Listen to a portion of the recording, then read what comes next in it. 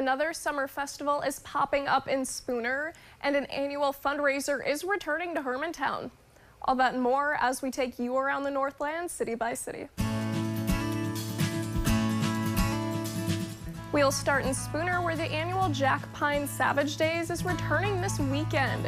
That begins on Friday and runs through Saturday night. The event will host a bunch of different events, including sidewalk sales, axe throwing, a 5K, and more. Both evenings will end with live music by area artists. Some events may require pre-registration. We'll have more information online. We will end in Hermantown, where the 5th annual Bloody Bash is returning to Skyline Social and Games. That's this Sunday, August 8th, starting at 11 a.m.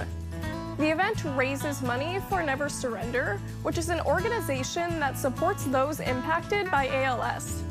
The Bloody Bash brings local restaurants together to compete for the best Bloody Mary or beer. Guests will sample the drinks and vote on their favorites. The Northwoods Band will also be in attendance, performing live from noon to 4. Tickets are $25 in advance or $35 at the door.